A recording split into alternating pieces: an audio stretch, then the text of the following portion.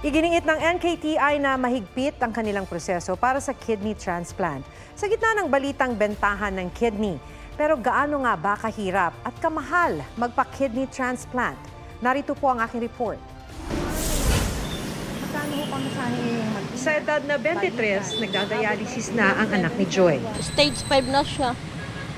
Tapos di na po siya naihi, di na na-function yung kidney niya. Matagal na po siyang di naihi. Para tumagal ang kanyang buhay, kailangan ng kidney transplant. Handa raw si Joy na maging kidney donor pero di pwede dahil sa komplikasyon sa kalusugan. Pag may donor sana, 200,000 lang. 600,000 po ang hinihingi. Napakahirap, ma'am. Napakahirap yung may pera nga po, hindi basta-basta. Kami pa kayang walang pera. Pera at donor ang karaniwang problema ng mga nangangailangan ng kidney transplant. Sa National Kidney and Transplant Institute o NKTI, aabot sa 1.2 million pesos ang transplant, pero maaaring sagutin ng PhilHealth ang kalahati nito. Hindi rito natatapos ang kalbaryo dahil ang iniinom na gamot pagkatapos ng operasyon umaabot sa 30,000 pesos kada buwan. Kidney transplant's not for everybody because you have to have medicines na you have to maintain those medicines habang buhay para hindi mo i-reject yung kidney.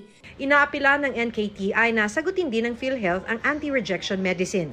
Pero ang mas mahirap hagilapin, ayon sa NKTI, donor. Sandaan ang nasa waiting list ng Human Organ Preservation Effort o HOPE na naghihintay ng kidney donor. Isa sa kanila, 6 na taon nang naghihintay. Nangyayari to dahil kulang nga tayo ng organs. Dahil nga kukonti, so mahaba ang listahan. Sa gitna ng balitang bentahan ng kidney, giit ng NKTI, strikto ang kanilang proseso at sana raw ganun din sa ibang ospital. Hindi ho pwede na tumabi lang sa kanila, nag-offer na sila ng kidney, na pwede na yon. Kailangan po may emotional or social relationship yung donor and recipient. Both recipient and donor nag-undergo po sila ng psychiatric evaluation. Meron po tayong Hospital Transplant Ethics Committee. Members there. Huwag magpahuli sa mga balitang dapat ninyong malaman.